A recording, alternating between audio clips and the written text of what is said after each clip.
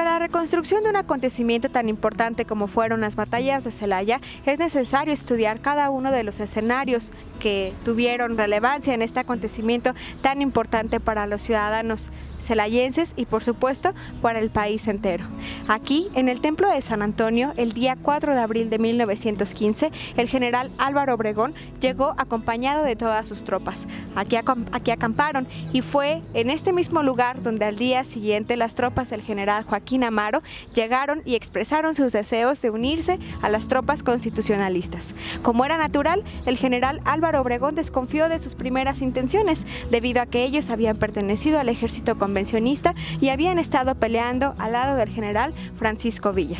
Por esa razón, por la desconfianza que el general tuvo ante esas tropas, los obligó a vestir los uniformes de presidiarios de San Juan de Ulúa, aquellos uniformes con una raya blanca y una negra consecutivas. Es por eso que a partir de aquel momento, las tropas del general Amaro fueron conocidas como los Rayados de Amaro. Este lugar antiguamente fue ocupado por los celayenses como un camposanto. Sin embargo, para el momento en que las batallas de Celaya tuvieron lugar, el Panteón Municipal Norte de esta ciudad ya estaba en funcionamiento. A pesar de que el general Álvaro Obregón conocía perfectamente las inmediaciones de esta iglesia de San Antonio, después de haber contabilizado sus tropas, trajo a algunos de los militares que le resultaban mucho más cercanos a enterrar aquí en la parte posterior de este templo, en el Panteón Municipal Norte de la ciudad, a muchos de sus generales allegados. Ahí reposaron hasta enero de 1916, cuando vino con el primer jefe político, Venustiano Carranza, a reconocer los sitios más emblemáticos donde se habían llevado a cabo los combates. Fue entonces cuando Obregón regresó al Panteón Municipal Norte de la ciudad y pidió la exhumación de todos aquellos cuerpos que había dejado en abril de 1915 para regresarlos a sus estados de origen. Esto lo podemos constatar mediante los registros de entierros en aquel importante lugar para la historia de la ciudad. Amigos, nos hemos desplazado a lo que era la antigua hacienda de San Juanico, puesto que en los territorios, en las fincas de estos lugares, bueno, aquí el ejército constitucionalista enterró a sus soldados en batalla, los soldados caídos en el año de 1915.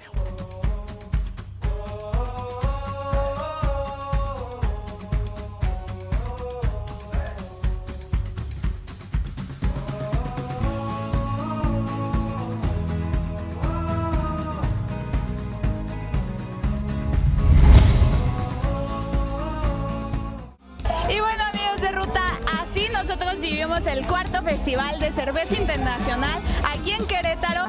Sí, es lo que nos dicen. Ay, ¿por qué patito? Y le digo, a ver, atrévete a probarle, vas a ver que cuando la pruebes te vas a dar cuenta de que no todo lo patito sabe patito, porque eso sabe muy bien.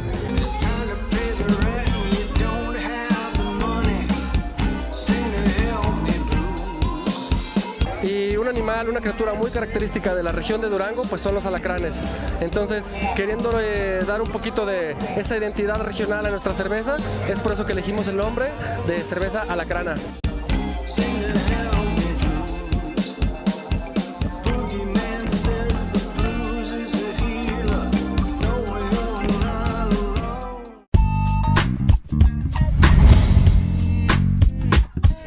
Durante los segundos enfrentamientos, los combates fueron aún mucho más reñidos. En este edificio, precisamente, el general Álvaro Obregón estaba esperando a las tropas del general Francisco Villa. Estaba posicionado en la parte más alta de este edificio, esperando desde ese punto poder avistar las tropas del general Francisco Villa. Fue cuando de pronto el polvo comenzó a levantarse desde la segunda fracción de Crespo, cuando él sabía que estaban acercándose. Fue así como preparó a sus tropas, posicionadas en la parte frontal a las vías del ferrocarril, y desde ahí, localizados en sus trincheras, comenzó la defensa de la ciudad de Celaya. Fueron 3 días nuevamente los que estas tropas estuvieron enfrentándose aquí en la ciudad de Celaya. Las tropas se encontraban ya muy cansadas y el general Francisco Villa sumamente desesperado, debido a que aquí fue donde comenzó a tener problemas con todo su armamento, aquel conocido como las balas de palo. Esto era debido a que el armamento que él había recibido era de muy mala calidad y no detonaba al momento del impacto. Ese era el gran problema al que el general Francisco Villa se enfrentaba, junto a las novedosas trincheras del general Álvaro Obregón, que además de estar sus tropas en la parte subterránea y reforzadas con alambres de púas, las cargas de caballería no podían atravesarlas, debido a que al momento de que los caballos intentaban brincar estas fortificaciones, ellos caían en el combate. Fueron varios los soldados caídos por parte del general Villa. Muchas veces se ha dicho que doblaban las tropas del general Obregón en número. Sin embargo, poco se sabe de los efectivos reales que ambas tropas traían en esta ciudad. Se sabe a ciencia cierta el número de cañones y de armamento decomisado. Sin embargo, es muy difícil poder dar una cifra exacta del número de tropas que cada uno traía en sus efectivos. Ambos generales empezaban a utilizar también los trenes o los vagones hospitales. Ambos los utilizaban para transportar a sus tropas de manera inmediata a recibir una ayuda médica que les facilitara o les permitiera continuar con vida. Estos vagones fueron incluso atacados por las tropas del general Álvaro Obregón, aquellos batallones que estaban formados por indios mayos y yaquis provenientes del norte del país, quienes habían unido a esta lucha con el general Álvaro Obregón. Ellos avanzaron hasta aquellos vagones del general Francisco Villa e incendiaron con los enfermos que estaban en su interior. Eso también dio una desventaja importante al ejército del general Francisco Villa.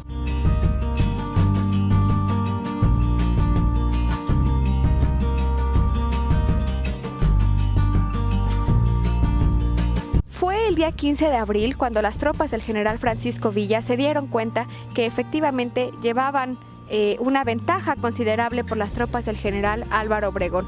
Esto justo después de que las tropas ubicadas en la fábrica también destiladora de alcoholes La Favorita salieran a auxiliar a las tropas del general Álvaro Obregón. Eran tropas conocidas como de refresco, y es que ciertamente estas tropas estaban ubicadas en aquellas inmediaciones y en el río La Laja para bloquear también esa entrada a la ciudad.